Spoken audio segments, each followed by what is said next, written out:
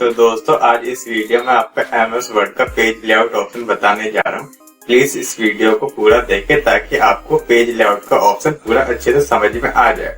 चलिए दोस्तों वीडियो को शुरू करते हैं।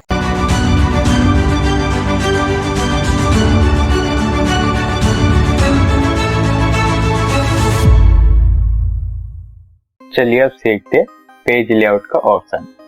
दोस्तों ये जो मैं MS ऑफिस इस्तेमाल कर रहा हूँ ये 2007 है। अगर आप MS ऑफिस 2013, 16 या 19 यूज करते हैं तो कुछ आपके कंप्यूटर या लैपटॉप कुछ इस तरह आपका MS ऑफिस होगा। उसमें आपका एक डिजाइन टैब होगा और एक होगा लेआउट टैब। लेकिन जो MS ऑफिस 2007 है उसमें आप देख सकते हैं पेज लेआउट में दोनों ऑप्शन है। और ये जो 2013 है मेरा, इसमें डिजाइन टैब और लेआउट टैब में दो पार्ट में डिवाइड हो जाता है। तो मैं आपको 2007 में ही बता देता हूँ, इसी में आपके सारे ऑप्शन कवर हो जाएंगे। 2013 में जो आपका डिजाइन टैब और लेआउट टैब है दोनों इसी में कवर हो जाएंगे। चलिए दोस्तों स्टार्ट करते हैं पेज लेआउट ऑप्शन। सबसे पहले इसमें थीम्स ऑप्शन, इस पर अगर आप क्लिक करेंगे और कुछ इस तरह आप ड्रैग करेंगे तो आप देख सकते जो फॉन्ट का जो स्टाइल है वो बदलेगा कुछ इस तरह। जो आपको ठीक लगे उस पर क्लिक कर सकते हैं। अगर आप शेप ड्रॉ करेंगे तो उसका भी कलर चेंज होगा। जैसे मैं इसको इसके ऊपर मैं कोई शेप बना देता हूँ कुछ इस तरह और यहाँ से कोई कलर कर देता हूँ और दूसरी कोई शेप बना लेता हूँ और इसको भी कुछ कलर कर देता हूँ। जैसे मैंने कलर कर दिया शेप में। अब दोबारा पेज लेआउट में जाएंगे और थीम्स में जाएंगे तो आप देख सकते हैं जो टेक्स्ट का जो साइज है या जो फॉन्ट है वो चेंज होगा और जो शेप है मैंने जो कलर करे थे वो भी चेंज होगा साथ ही साथ। तो इस तरह कोई भी इस्तेमाल कर सकते हैं, जो आपको ठीक लगा आप उस पर क्लिक करके ऐसे आप दे सकते हैं। यहाँ से आप कलर चूज कर सकते हैं, यहाँ से कलर है, शेप में जो कलर देना है आपको यहाँ से आप कलर चूज कर सकते हैं जो आपको ठीक लगे कुछ इस तरह। और फॉन्ट है, यहाँ से भी आप फॉन्ट चूज कर सकते हैं, या तो मैंने आपको होम टैब पे भी बताया था, यहाँ से भी आप फॉन्ट चूज कर सकते हैं जो आपको ठीक लगे आप वो चूज कर सकते हैं। इफेक्ट में जैसे सेव पे क्लिक करा, यहाँ इफेक्ट है, इस पे आप कोई भी इफेक्ट दे सकते हैं कुछ इस तरह। आपको जो इफेक्ट अच्छा लगे आप उस पर क्लिक करके इफेक्ट दे सकते हैं। अब नेक्स्ट ऑप्शन है मार्जिन का ऑप्शन। तो मार्जिन सीख लेते हैं। इससे पहले ये शेप को मैं डिलीट कर देता हूँ। अब मार्जिन पे क्लिक करते हैं। जैसे मार्जिन पे मैं क्लिक करूंगा तो आप देख रहे होंगे जो हमारा बाय डिफॉल्ट जो सेट होता है वो नॉर्मल पे होता है। आप यहाँ देख रहे होंगे टॉप लेफ्ट 2.54 सेंटीमीटर और बॉटम राइट 2.54 सेंटीमीटर। तो ये मतलब क्या है 2.54 सेंटीमीटर? इसका मतलब मैं बता देता हूँ। ये जो आपके जो रूलर एरिया है यानी जो ये इतना गैप है ये 2.54 सेंटीमीटर का गैप हो रखा है और राइट साइड में भी आपका सेम गैप है और टॉप में भी आपका सेम गैप है। तो ये मार्जिन इसलिए काम आता है। ये नॉर्मल पे सेट है, नैरो पे क्लिक करेंगे तो आप देख सकते हैं थोड़ा गैप कम हो जाए कुछ इस तरह आ जाएगा।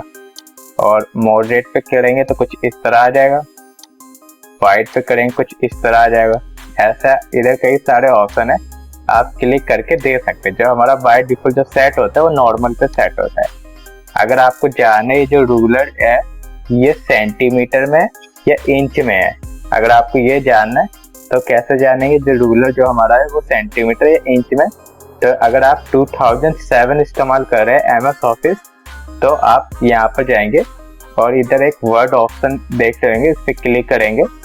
यहाँ पर जाएंगे एडवांस में, स्क्रॉल करेंगे नीचे करेंगे तो आप देख रहे होंगे show measuring unit of centimetre inch millimetre. जैसे मुझे इंच में चाहिए तो इंच पे क्लिक कर दूंगा और ओके पे क्लिक कर दूंगा तो आप देख सकते हैं जो अब आपका जो रूलर वो इंच में हो चुका है। जैसे मार्जिन पे क्लिक करूंगा तो आप देख रहे होंगे पहले यहाँ सेंटीमीटर लिखा रहा था, अब यहाँ इंच है।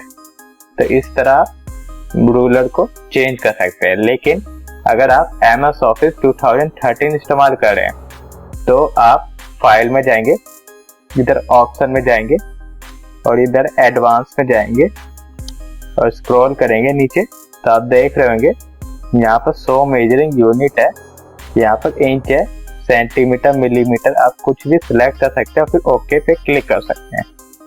तो इसको अभी मैं क्लोज कर देता हूँ। अब चलते हैं 2007 में। अब यहाँ चलते हैं ओरिएंटेशन में, पोर्ट्रेट और लैंडस्केप।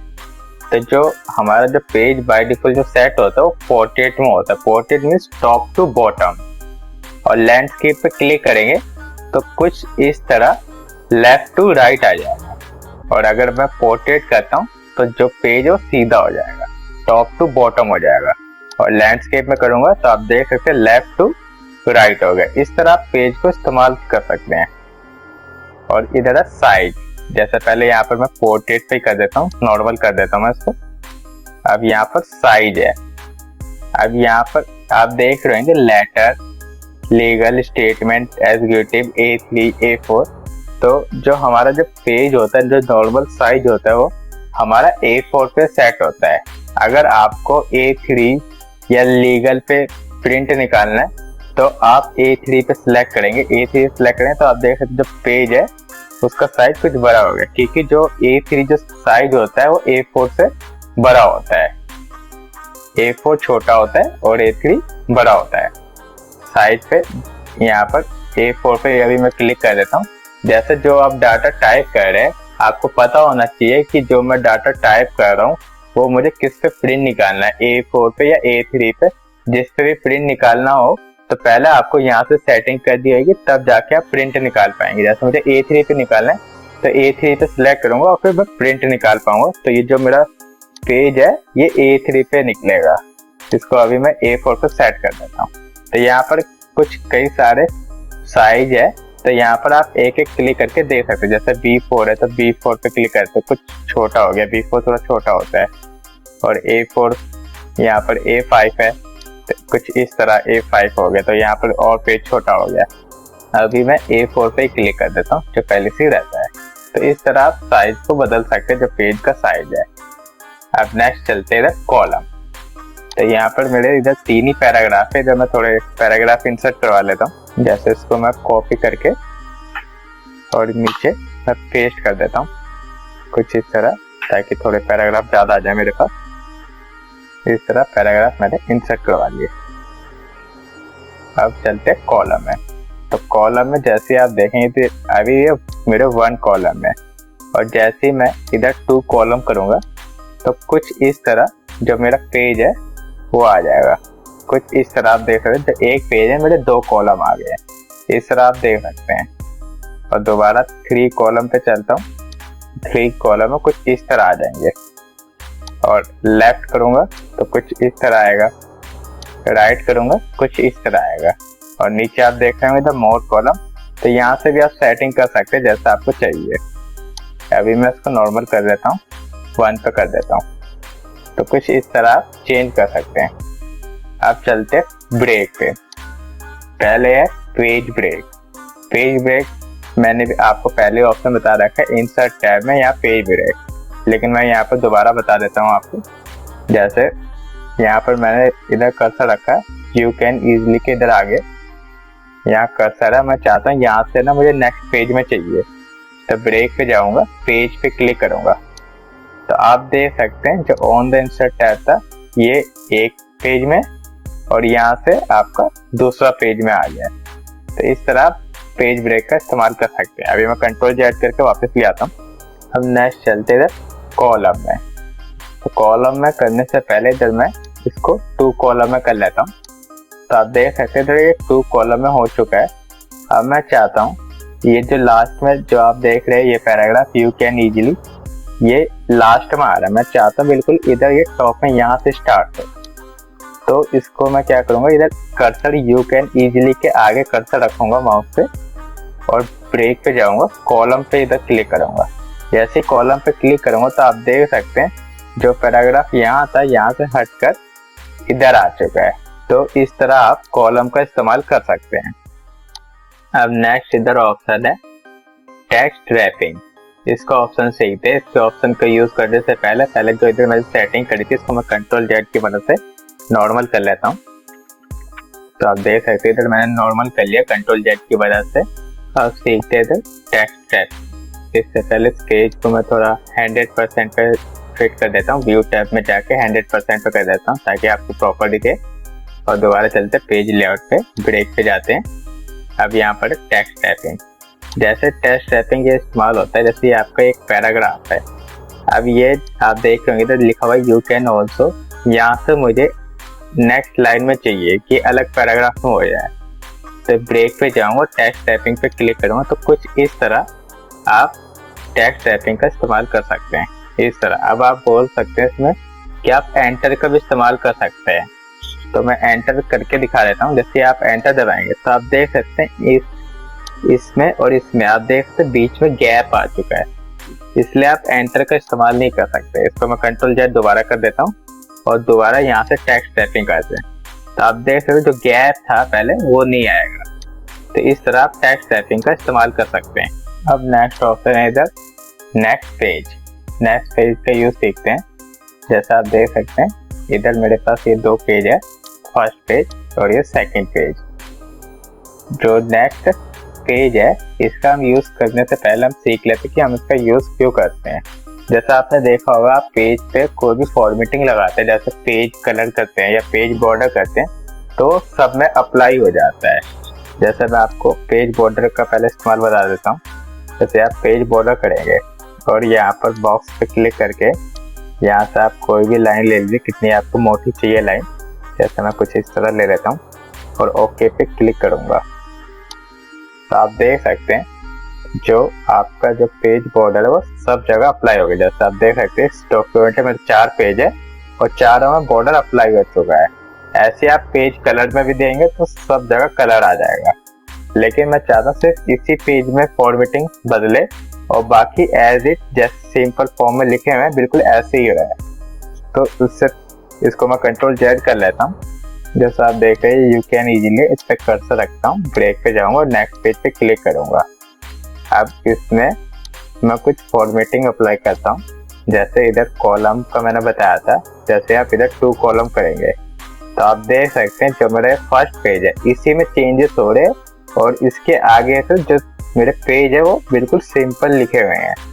यहाँ से आप कुछ भी चेंज कर सकते हैं। और जैसे आप बॉर्डर भी लगाना चाहूँ मैं इधर पेज बॉर्डर पे जाता हूँ, जब बॉक्स पे जाता हूँ यहाँ से मैं कोई भी इधर आर्ट है, यहाँ से आप कोई भी जो आपको पसंद हो इस तरह आप कुछ भी ले सकते हैं। और यहाँ से आप दिस सेक्शन कर दीजिए और फिर ओके पे क्लिक कर दीजिए तो आप देख सकते हैं कि बिल्कुल इसी में बॉर्डर लगा है और सब जगह में से बॉर्डर नहीं लगा। अब अगर मैं चाहूँ ये जो पेज है इसको 3 कॉलम में करना चाहता हूँ। जैसे ये जो पेज है उसको 2 कॉलम में करा था, अब यहाँ से मैं 3 कॉलम में करूँ तो आप देख रहे जैसे मैं 3 पे क्लिक करूँगा तो इसके बाद जितने पेज होंगे सब जगह 3 कॉलम में डिवाइड हो चुके होंगे। इस तरह आप देख सकते हैं 1 2 3, इस तरह आप देख सकते हैं सब जगह 3, क्योंकि मैंने इधर नेक्स्ट पेज पे इस्तेमाल नहीं करा तो ये इस पेज पे सब जगह फॉर्मेटिंग सेम अप्लाई हो जाएगी।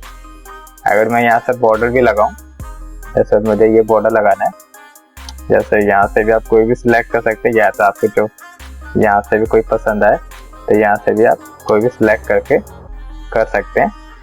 और फिर यहाँ से दिस सेक्शन पे क्लिक कर दीजिए, ओके पे क्लिक कर दीजिए तो आप देख सकते हैं यहाँ पर बॉर्डर दूसरा है, इधर बॉर्डर दूसरा है। इस तरह आप अप्लाई कर सकते हैं। अब नेक्स्ट ऑप्शन की तरफ बढ़ते हैं, यहाँ पर जाते हैं। नेक्स्ट ऑप्शन है हमारा कंटिन्यूस। तो आप देख रहे होंगे कि जो ये ऑप्शन है जो मैंने इधर 3 कॉलम का करा था ये सब जगह अप्लाई हो चुका है।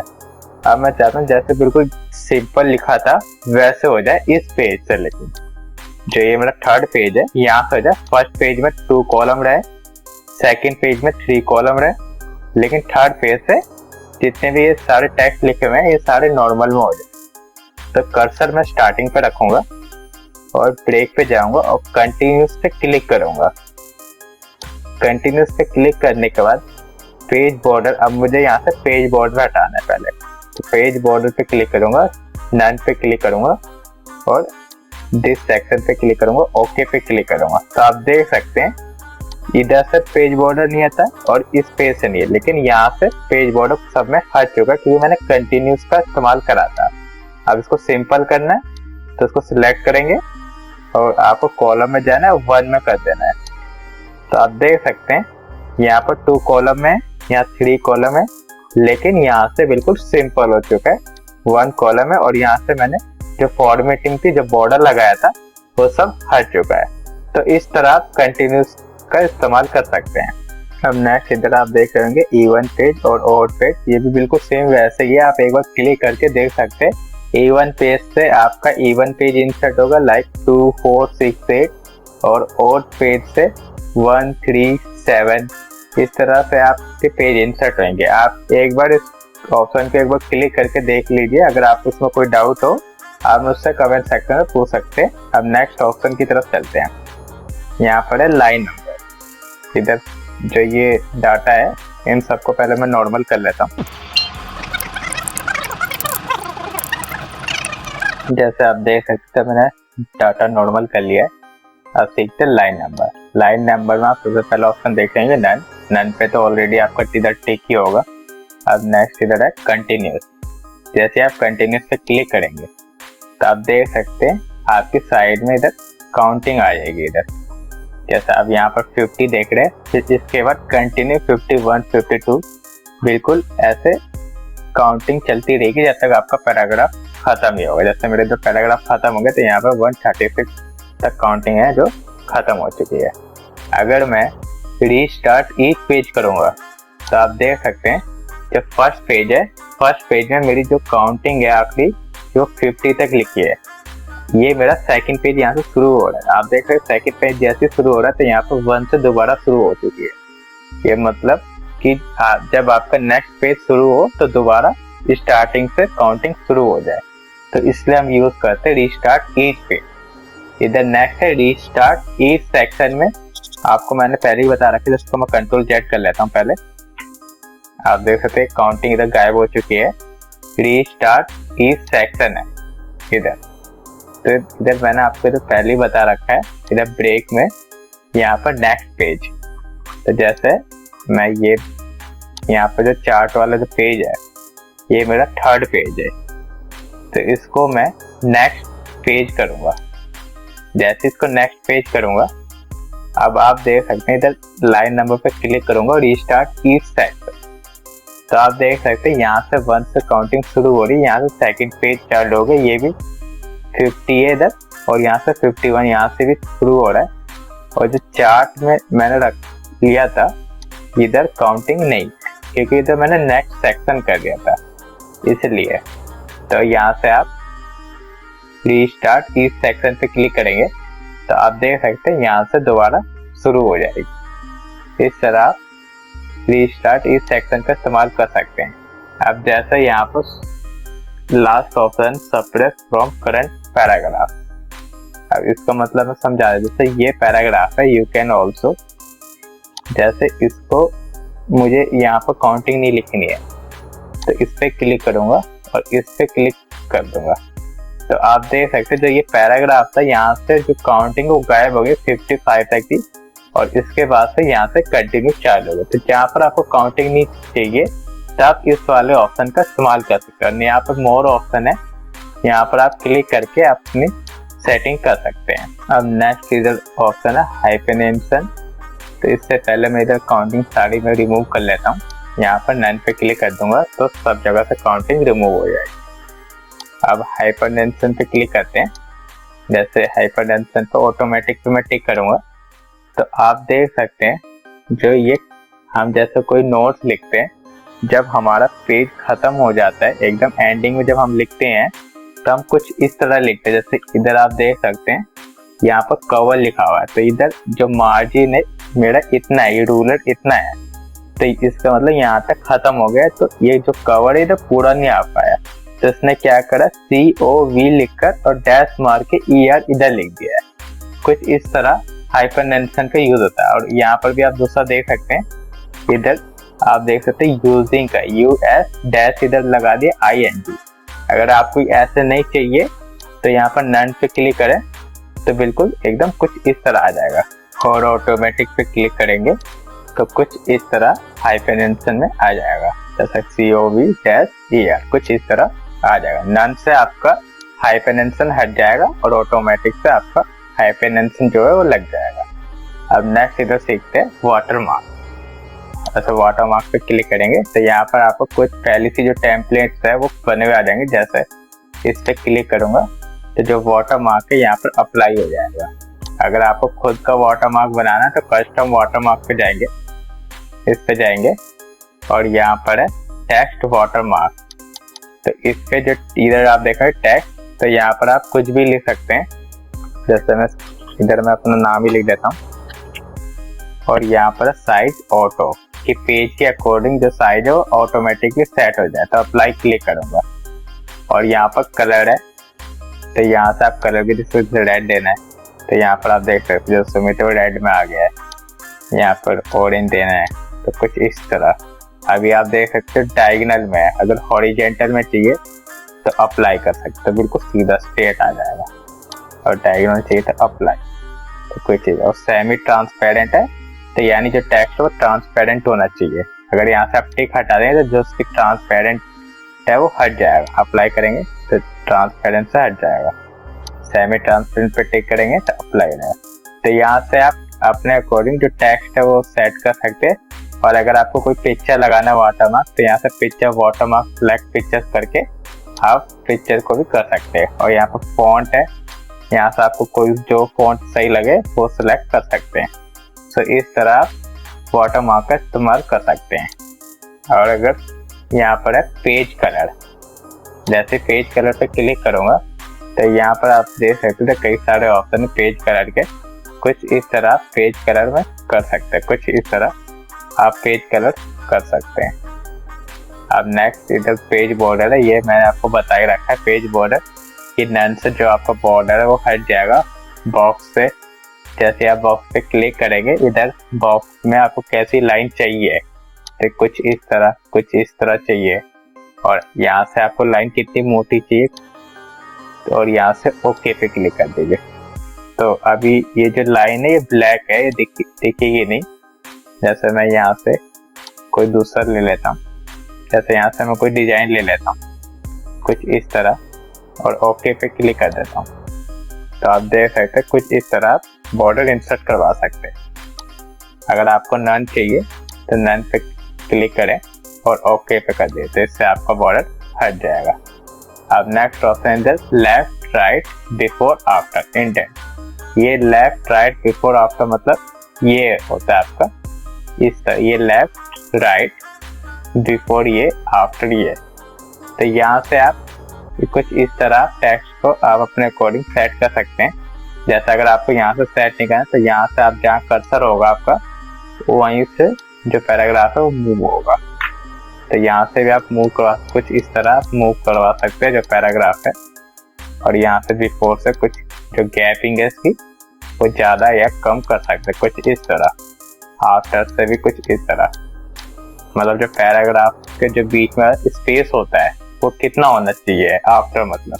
तो इस तरह कुछ कम या ज़्यादा कर सकते हैं। राइट से कुछ आप देख सकते हैं कुछ इस तरह कर सकते हैं कि राइट से जो स्पेस है कम हो जाए और ज़्यादा रखना है तो कुछ इस तरह कर सकते हैं। आप इसको यहाँ से आगे पीछे ड्रैग भी कर सकते हैं। स्पेस कम ज़्यादा चाहिए तो यहाँ से आप ड्रैग कर सकते हैं कुछ इस तरह।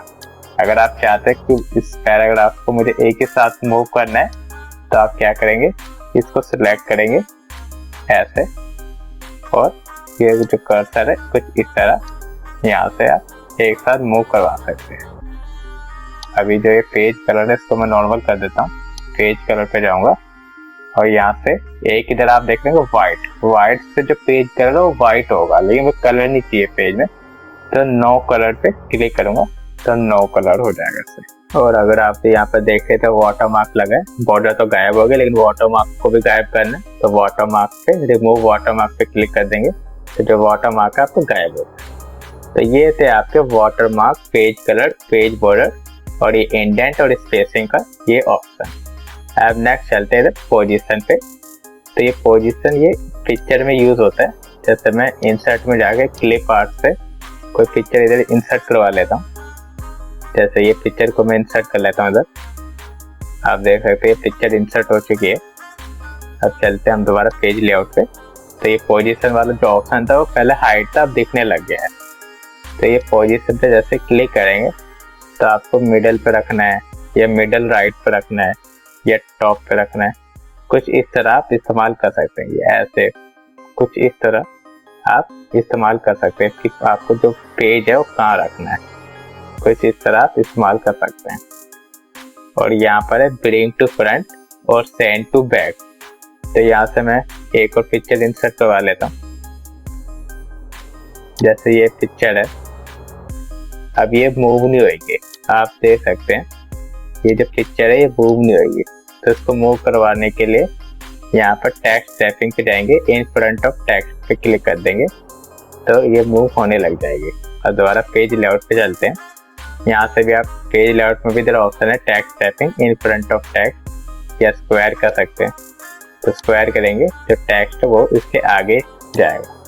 जैसा ये इसके ऊपर रखी है मैंने, अब मैं चाहता हूँ ये पीछे वाली जो पिक्चर है ये आगे की तरफ आए, तो मैं ब्रिंग टू फ्रंट पे क्लिक करूंगा। तो आप देख सकते हैं ये पिक्चर है आगे आगे और ये वाली पिक्चर पीछे की तरफ चली गई है। लेकिन मैं चाहता हूँ ये जो पिक्चर है ये दोबारा पीछे जाए, तो मैं सेंड टू बैक पे क्लिक करूँ। तो कुछ इस तरह आप इस्तेमाल कर सकते हैं। अब जैसे पिक्चर है, अब ये टेक्स्ट रैपिंग का यूज करते हैं। जैसे ए लाइन विद टेक्स्ट करेंगे आप, जैसे पहले पिक्चर को यहाँ डिलीट कर देता हूँ। आप देखते हैं text wrapping a line with text कुछ इस तरह आएगा, स्क्वायर में कुछ इस तरह आएगा, टाइट में कुछ इस तरह आएगा।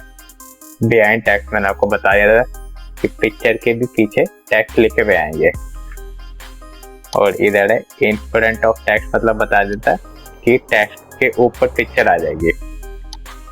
टॉप एंड बॉटम करेंगे तो कुछ इस तरह आ जाएगा, कुछ इस तरह टॉप एंड बॉटम में कर सकते हैं। थ्रो यहाँ से कुछ इस तरह आप कर सकते हैं। और एडिट रैप पॉइंट्स है, जैसे पिक्चर है यहाँ पर एडिट रैप पॉइंट्स पे क्लिक करूंगा। तो जैसे आप एडिट रैप पॉइंट्स पे क्लिक है तो यहाँ पर आप देखेंगे साइड में कुछ डॉट डॉट करके आ जाएंगे।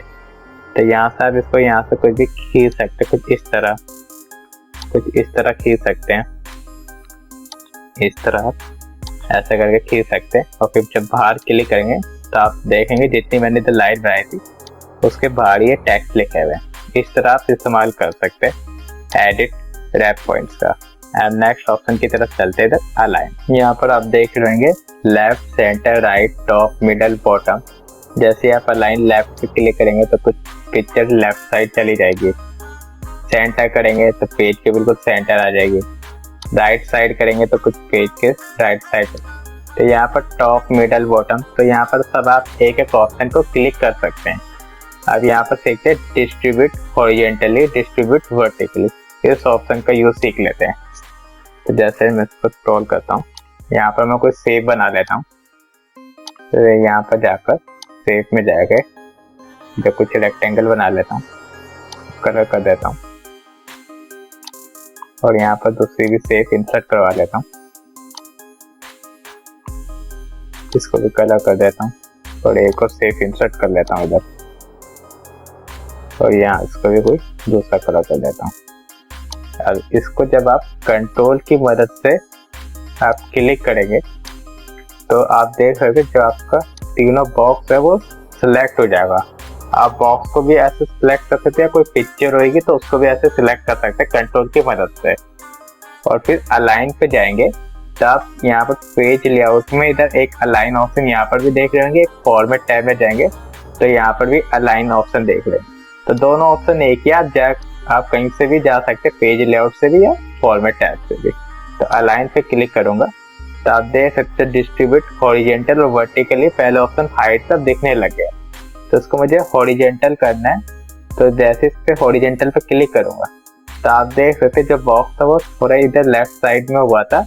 इसका मतलब कि जो बॉक्स का जो ये लाइन है मतलब वो एकदम इक्वल में गैप में होगी। जिसमें इसके बीच में जो गैप है वो इक्वल हो चुका है। अगर आपको सही से दिखा नहीं होगा, मैं थोड़ा सा गैप ज्यादा कर देता हूँ, कुछ इस तरह कर देता हूँ। अब कंट्रोल की मदद से दोबारा करता हूँ और फिर हॉरिजॉन्टल पे करता हूँ। तो आप देख सकते हैं जो गैप है दोनों के बीच में वो इक्वल पे आएगा। जो दोनों के बीच में गैप है वो बिल्कुल इक्वल पे आएगा। इस तरह आप कर सकते हैं। और वर्टिकल में इसको मैं यहाँ नीचे रख देता हूँ कुछ इस तरह। इस तरह कुछ रख देता हूँ और इसको कंट्रोल की मदद से तीनों सिलेक्ट कर लेता हूँ और अलाइन पे जाऊंगा और वर्टिकली पे सिलेक्ट करूंगा। तो आप देख सकते हैं जो बॉक्स बिल्कुल नीचे था ये ऊपर आ चुका है और ये तीनों के बीच में जो गैप है वो बिल्कुल सेम है। तो इस तरह आप हॉरिजेंटली और वर्टिकल का इस्तेमाल कर सकते हैं। नीचे इधर एक ऑप्शन आप देख रहे होंगे द व्यू ग्रिड लाइन। जैसे आप क्लिक करेंगे तो जो आपके डॉक्यूमेंट में जो ग्रिड लाइन है, जैसे आपका ग्राफ होता है कुछ उस तरह आ जाएगा। तो ग्रिड लाइन मतलब ये आपको शेप में सेट करने की जरूरत पड़ती है। जैसे ये जो लाइन है मुझे इसके हिसाब से सेट करना, कुछ इस तरह मैं सेटिंग कर सकता हूँ, कुछ इस तरह आप सेट कर सकते हैं ग्रिड लाइन को। और अगर मुझे हटाना है तो व्यू टैब पे जाऊंगा, इधर ग्रिड लाइन है, यहाँ से टिक हटा देंगे तो यहाँ से आपका ग्रिड लाइन हट जाएगा। या तो आप पेज लेआउट में भी जाकर अलाइन टैब में व्यू ग्रिड लाइन उस पर टिक होगा, यहाँ से भी आप टिक हटा सकते हैं। जैसे उस पर टिक है तो ग्रिड लाइन आ गई, तो यहाँ से भी आप टिक हटा दीजिए तो ग्रिड लाइन गायब हो जाएगी। अब नेक्स्ट ऑप्शन इधर ग्रुप आप देख रहे हैं। ग्रुप जो ऑप्शन है वो हाइड है। ग्रुप मतलब होता है कि कोई एक से ज्यादा पिक्चर या एक से ज्यादा कोई शेप है तो उसको आपको एक साथ ही मूव करवाना है, तो इसलिए हम ग्रुप का इस्तेमाल करते हैं। जैसे मेरे पास ये 3 शेप बनी हुई है, जिसको मैं कंट्रोल की मदद से तीनों को सिलेक्ट कर लेता हूँ। तो आप देख रहे होंगे जो ग्रुप ऑप्शन है वो हाईलाइट होने लग गया है। जैसे मैं इस पर ग्रुप पर क्लिक करूंगा, इधर ग्रुप पर क्लिक करूंगा तो ये जो तीनों सिलेक्टेड है वो एक बन जाएगा। तो इसको अगर मैं मूव करना चाहूँ तो जो तीनों बॉक्स है वो मेरे एक ही साथ मूव होएंगे, अलग अलग मूव नहीं होंगे। कुछ इस तरह आप मूव कर सकते हैं। मैं चाहता हूँ तीनों जो बॉक्स है ना वो एक साथ मूव ना हो, तो क्या करूँगा, दोबारा ग्रुप पे जाऊंगा तो इधर आप देख रहे होंगे अनग्रुप का ऑप्शन आ रहा है इधर, तो यहाँ पर अनग्रुप क्लिक कर देंगे। अब आप बॉक्स को अपने हिसाब से मूव करवा सकते हैं, कुछ इस तरह मूव करवा सकते हैं। अब नेक्स्ट ऑप्शन है रोटेट। जैसे इस बॉक्स को मुझे रोटेट करना है 90 डिग्री में, कुछ इस तरह फ्लिप वर्टिकल कुछ इस तरह मूव करना है। जैसे मैं आपको पिक्चर की मदद से समझा देता हूँ। जैसे ये पिक्चर ले ली मैंने इधर, अब इसको मुझे मूव करवाना है तो इधर पेज लेआउट में आप इधर रोटेट ऑप्शन देख रहे होंगे, एक फॉरवर्ड टैब है, इधर सेम रोटेट ऑप्शन है, तो सेम ही ऑप्शन है ये। रोटेट पे जाएंगे, इसको 90 डिग्री में कुछ इस तरह मूव हो जाएगी, 90 डिग्री फ्लिप वर्टिकली कुछ इस तरह, फ्लिप हॉरिजॉन्टली कुछ इस तरह मूव हो जाए। तो ये बेसिकली रोटेट करने के लिए काम आता है।